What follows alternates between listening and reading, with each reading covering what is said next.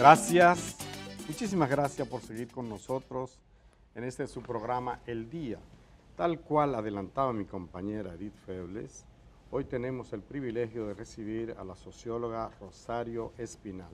La recibimos con un cafecito este 1 de diciembre. Buenos días, doctora. Buenos días. Qué gusto recibirle aquí. A mí me encanta que Germán gradúa a la gente aquí.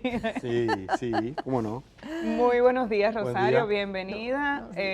Empezando la Navidad formalmente, que aquí hay gente que puso arbolito de septiembre. Sí. No, de octubre comienza la Navidad. Encantada de que te tengamos aquí.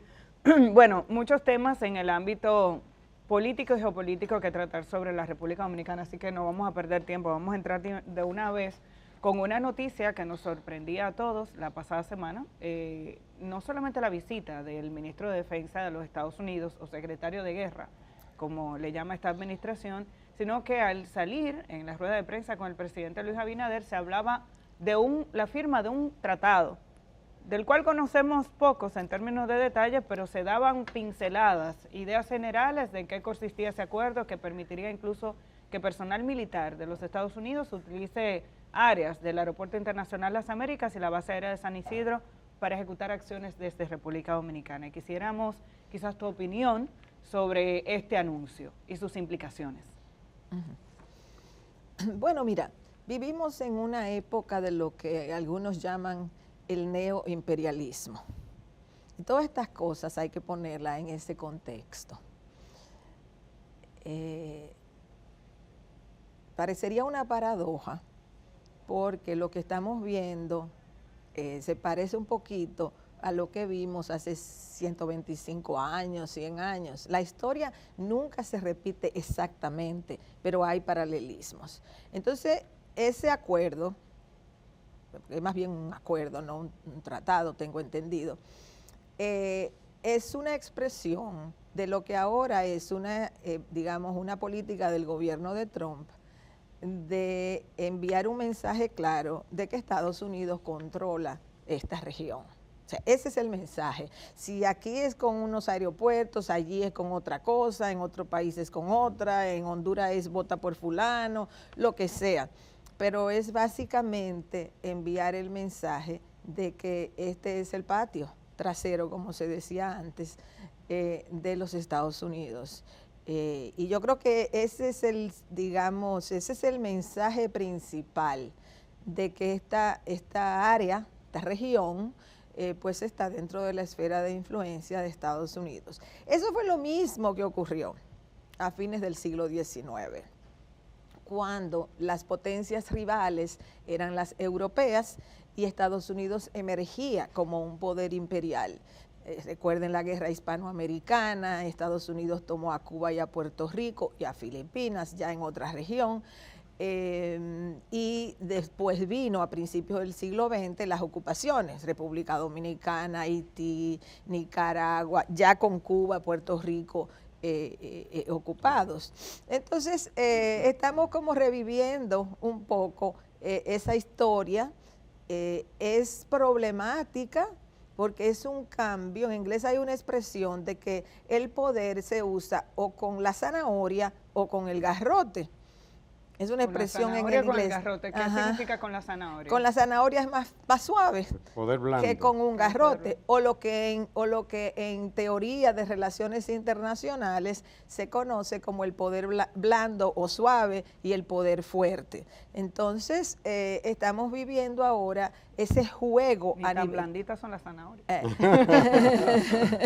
Pero bueno, rellena de dinamita, ¿no? Comparado con el garrote, tú sabes. Pero Rosario, bien, desde la lógica imperial uno entiende que eso es histórico, ¿no? Cierto. Ahora, desde la lógica nacional del Estado Dominicano, lo que dice la Constitución, el tema de soberanía, en fin, esos principios que se dicen inalienables, ¿dónde quedan?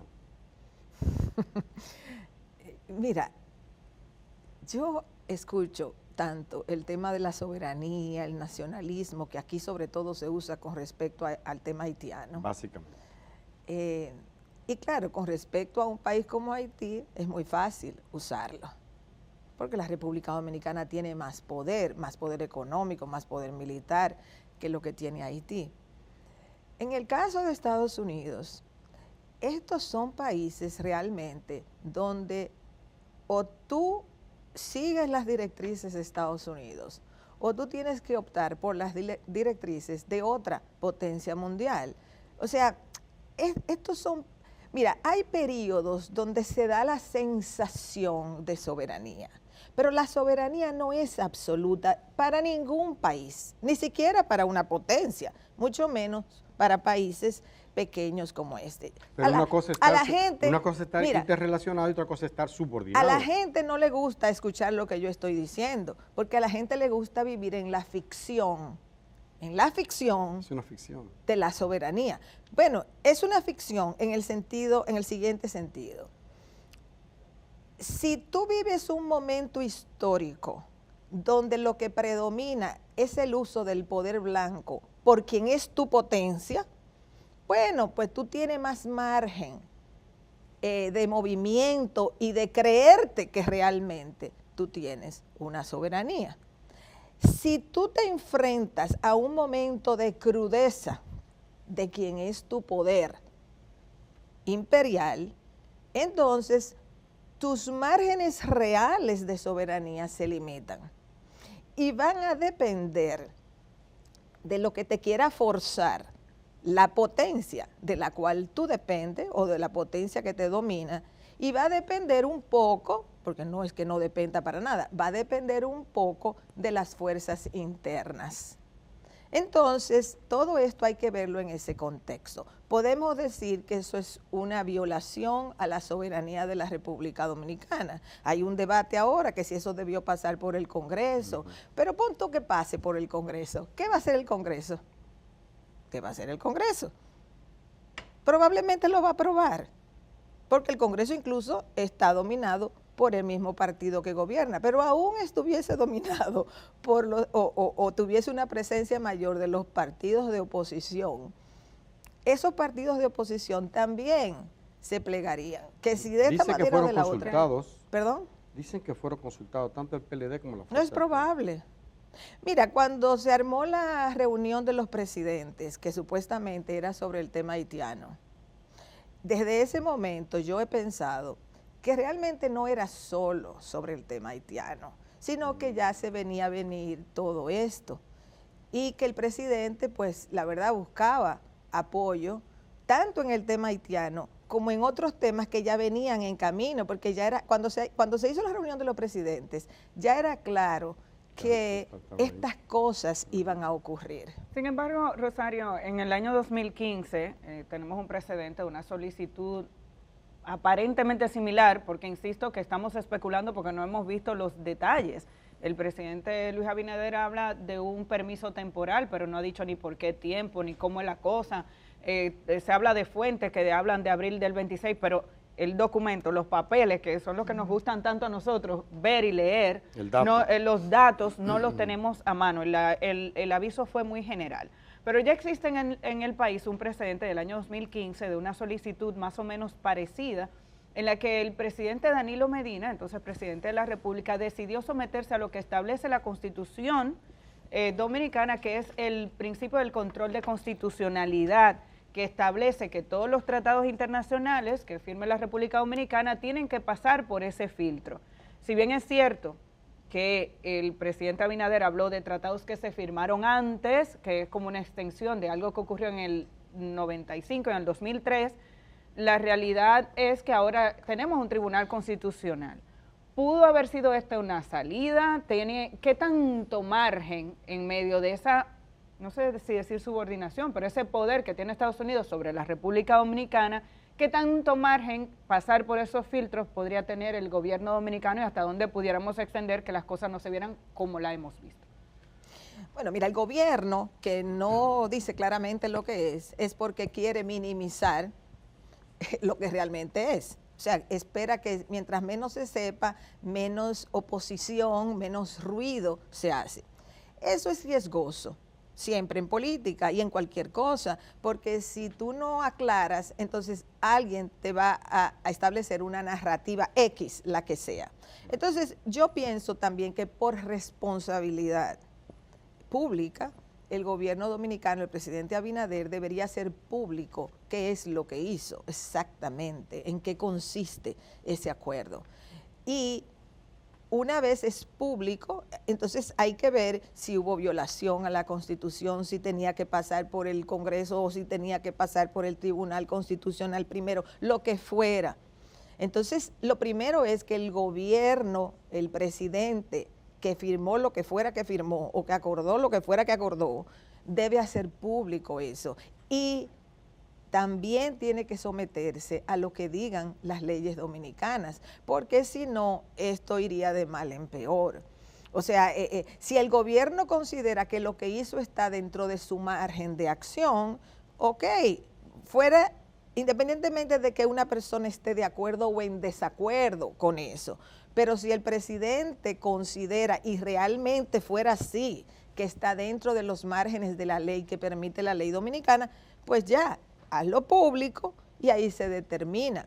Si hay un debate, pues que se produzca el debate. Pero si el gobierno quiere esconder las cosas, se le puede complicar más, porque entonces vienen las narrativas alternativas de por qué no lo hace, lo que tú misma acabas de decir. O sea, muestren los papeles, en qué consiste el acuerdo, etcétera, etcétera. Probablemente todo tenga que ver con el fin ulterior de ese acuerdo, que todos sabemos, bueno, prefiero que sea usted que diga, qué prevé Rosario Espinal, si eso ciertamente es un acuerdo para enfrentar el narcotráfico o tiene que ver, como muchos creemos, que es precisamente un objetivo Venezuela, derrocar a Nicolás Maduro. Yo no creo que es exclusivamente ninguna de las dos cosas. No, a ver.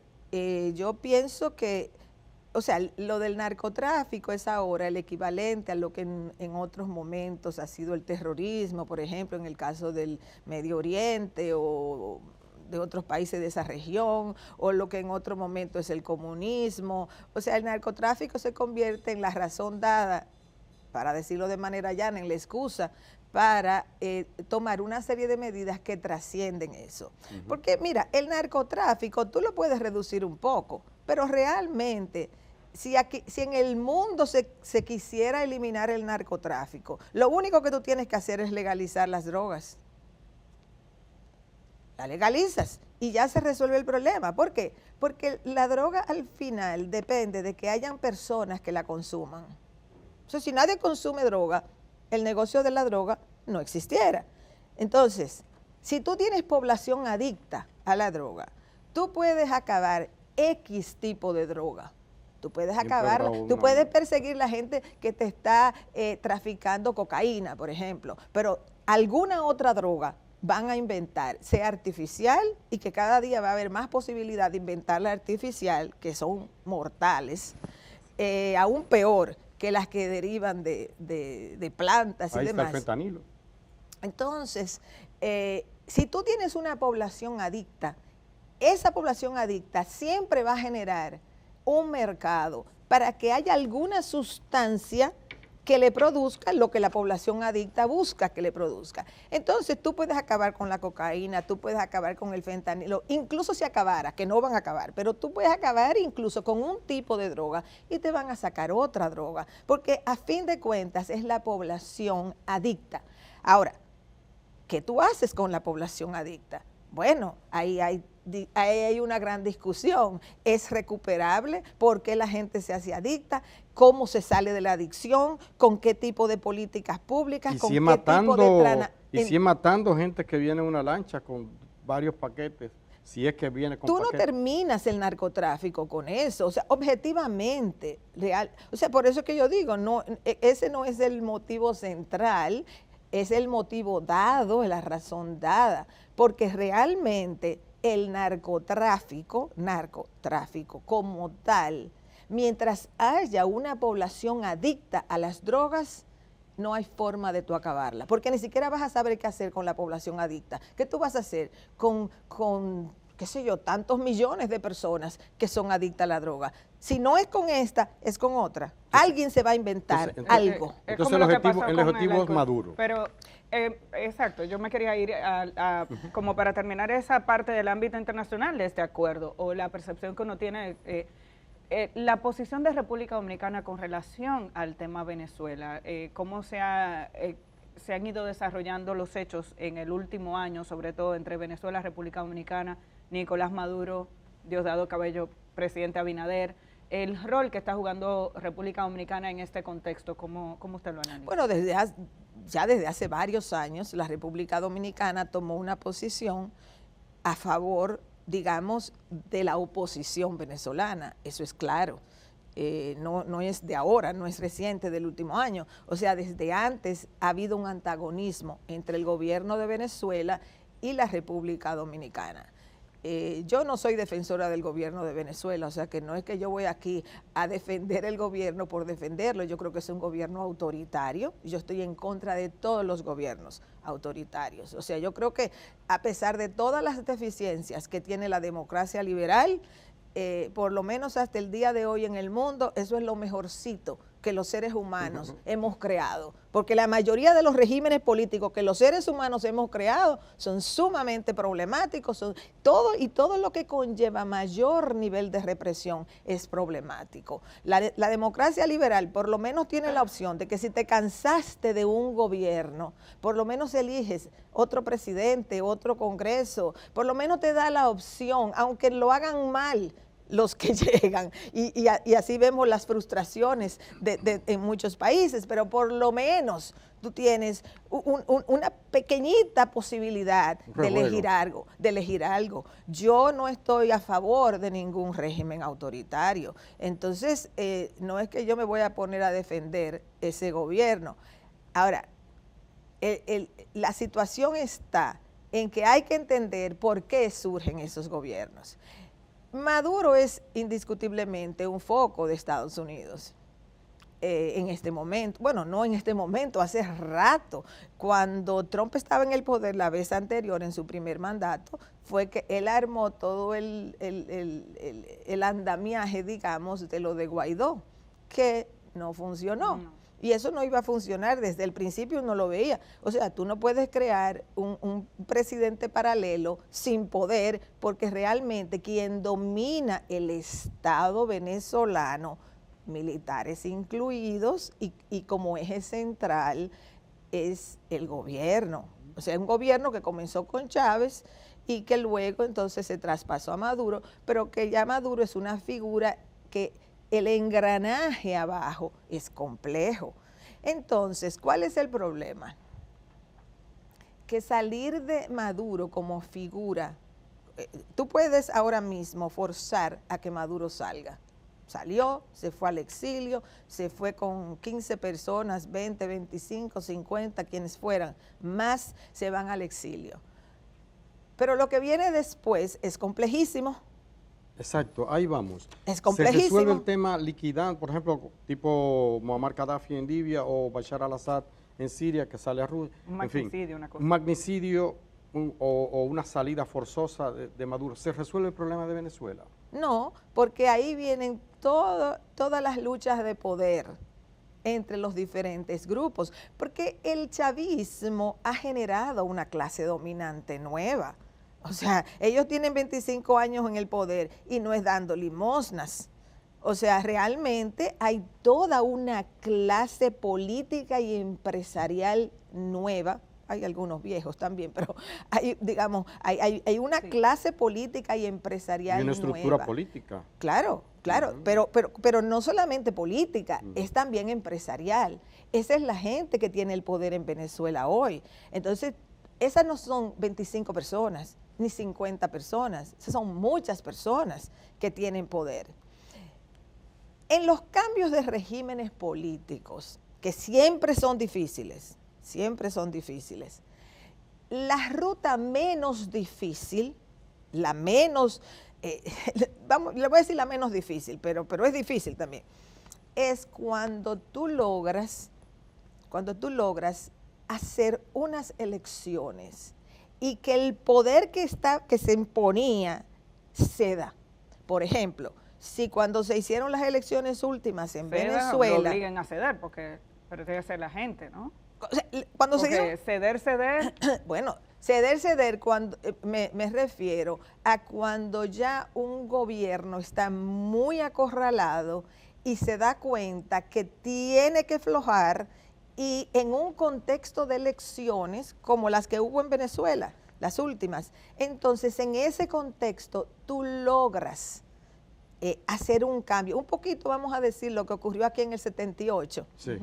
O sea, digamos, en la República Dominicana lo más parecido sería lo que ocurrió en el 78. Si Balaguer se hubiera aferrado al poder en el 78, como lo hizo en el 74, como lo hizo en el 70, y no floja la presidencia, entonces el gobierno de Balaguer hubiese tenido que ser mucho más represivo de lo que había sido. Entonces, la República Dominicana logró dar un salto a una democracia liberal porque el gobierno, o sea, Balaguer específicamente, que era quien tenía todo el poder, entendió que tenía ya que salir, que estaba acorralado lo suficiente. Claro, aquí no había una dictadura militar. O sea, aquí no había, aquí había un presidente civil que sí descansaba en el uso de los militares y de fuerzas paramilitares, pero aquí no había propiamente una dictadura, que en el caso de Venezuela es más compleja la situación. Y esto es en el contexto, digamos que local, regional, lo que hemos hablado, el tratado, las relaciones con Estados Unidos, Venezuela, pero hablemos un poquito de la situación interna. Empezamos diciembre, y justo este fin de semana veíamos a la Fuerza del Pueblo tirada a la calle del Medio, diciendo que a este gobierno le queda hasta el 2028, el PLD por otro lado haciendo unas declaraciones, declarándose segunda fuerza, aunque quedaron en la tercera bien lejano en las elecciones, pero estamos viendo un movimiento de las fuerzas políticas en nuestro país, demanda de aumento salarial, el gobierno dice que todo está bien, pero dice... ¿Cómo ves la situación política dominicana, el contexto, el criollo, el nuestro? Mira, del lado del gobierno, este es un momento difícil. Por más bonito que Abinader lo pinte en sus anuncios de radio y televisión, que él mismo narra, realmente la situación es compleja, porque es compleja a nivel regional, y eso comentábamos, pero es también compleja porque la República Dominicana se había acostumbrado a un nivel de crecimiento económico que no es lo que se va a registrar este año. Y cuando tú tienes un crecimiento económico menor, pues eso tiene problemas. En un contexto también que estamos, quizás, ojalá que estemos saliendo, pero yo no lo sé todavía, en un contexto de tasas de interés alta que te restringe el consumo, porque es más difícil comprar una casa, un vehículo, lo que fuera, si el interés, la tasa de interés es más alta. Entonces, estamos en una situación. No es que la situación dominicana sea económicamente catastrófica, no, esa no es la situación, pero no es la situación de holgura o de relativa holgura que se ha tenido en otros años. Entonces, el gobierno se mueve en ese contexto, punto uno. Punto dos, al PRM, el PRM se acerca a la prueba de fuego que los partidos políticos dominicanos no pasan, se queman. ¿Cuál es? Que es la de elegir en relativa paz una candidatura presidencial que sustituya al presidente de turno. Todos los partidos dominicanos que han gobernado han fracasado en ese proceso. Y el PRM se va a enfrentar por primera vez a ese problema, porque genera una lucha interna y ningún partido dominicano ha podido establecer un sistema de primarias confiables donde el que ganó, ganó y el que perdió, perdió. Y ya, y sigamos adelante con quien salió electo. Ahí está el PLDismo dividido, pero antes se dividió el PRD y antes se dividió en muchísimas facciones el reformista. Entonces, además de que la situación es compleja, de que el contexto regional y mundial es complejo, el PRM se enfrentará próximamente a ese problema. Y eso, que el PRM ha logrado aplacar un poco la competencia, digamos, entre los aspirantes. Eso es por el lado del gobierno. Por el lado de la oposición... Perdón, antes que se vaya para el otro lado, El caso de los narcoescándalos, yo le podría llamar así, ¿cómo afecta eso al PRM, su imagen, su...? Bueno, eso le afecta, aunque el PRM aunque el PRM presente la excusa que presente, pero también al PRM le afecta el problema de la corrupción, porque aunque el PLD salió muy desacreditado por el tema de la corrupción, siempre el gobierno que llega es el que va a acumular problemas. El que se va se fue con sus problemas y con el tiempo algunos se disuelven. O se olvida un poco. Porque la gente olvida o lo que fuera o lo compara. Entonces ahora también el PRM se enfrenta a los escándalos de corrupción. Porque cuando los gobiernos comienzan, digamos, de salida, y el gobierno de Abinader en un año ya va de salida, entonces cuando los gobiernos ya van de salida, es un contexto más, digamos, más fácil para que por la misma competencia política, incluso dentro de un mismo partido en el poder, comiencen a salir los casos de corrupción. Y la desesperación del que se va y no sabe si vuelve y hay que llevarse Entonces, lo que toda se pueda. esa lucha política facilita que surjan, que se hagan públicos casos de corrupción. Y el PRM tiene que tener mucho cuidado porque la anticorrupción fue la bandera del PRM, fue lo que lo llevó al poder. Entonces ellos tienen que tener mucho cuidado. Y aquí el Estado es un botín. O sea, tú puedes controlar un poco la corrupción por aquí o por allá, pero el Estado es el gran botín de donde la gente busca riqueza, o sea, la gente no en general, pero bueno, los que andan buscando, andan buscando desfalcar el Estado. Entonces el PRM tiene que tener mucho cuidado, tomar muchas medidas de control y si hay algunas que se le fueron de la mano, buscar la forma de cómo lo van a contener. No quiero que acabemos sin la parte entonces de la oposición. La oposición, estamos a fines del 2025, 3 años, bueno, ya para las elecciones del 2028 serían 2 años y medio, prácticamente. Entonces la oposición está buscando cómo posicionarse. Y claro, la oposición lo sabe. La oposición sabe que hay un contexto regional que impacta al gobierno. Caso de lo que hablábamos de este acuerdo, que hay una economía no en recesión, pero no en un gran crecimiento. ¿Ok? Entonces una situación económica como de, bueno, vamos a ver cómo pasamos este periodo. Ellos lo saben. Que hay una inflación acumulada, que hay un gobierno que de alguna manera necesita más dinero, pero que no puede ir a buscar dinero donde ya lo busca. Porque si a la clase media dominicana le ponen más impuestos, el descontento va a ser inmenso.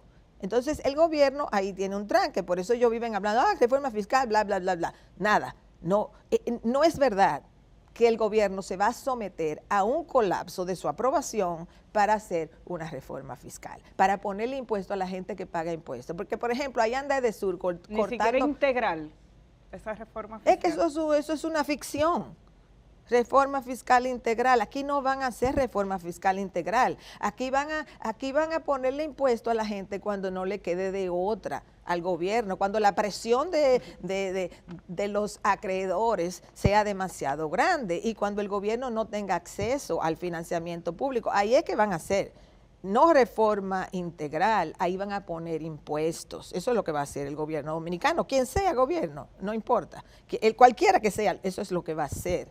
Entonces la oposición está viendo oportunidades en este contexto para ir posicionándose. Ahora, la oposición tiene el gravísimo problema de que el PLDismo anda en 2 carriles.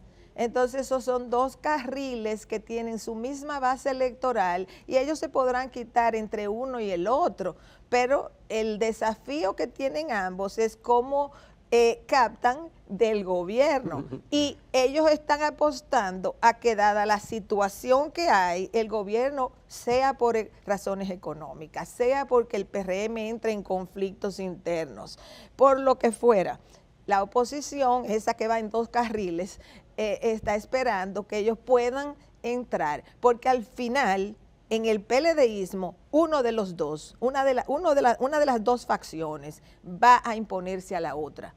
y el que se imponga se lleva a la otra parte.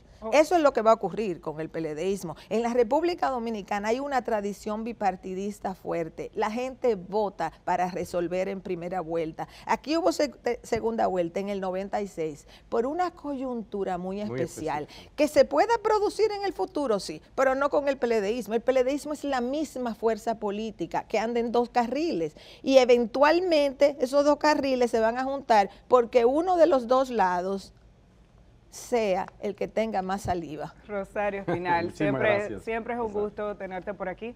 Muchísimas gracias por ayudarnos a entender este contexto local y de seguro que serás consultada nuevamente pronto, porque esto está muy interesante. Señoras, nos vamos a la pausa. Cuando regresemos, vamos con más información. Edith les había adelantado que continúa dando seguimiento al caso Senasa y también tenemos otra entrevista breve para compartir con ustedes.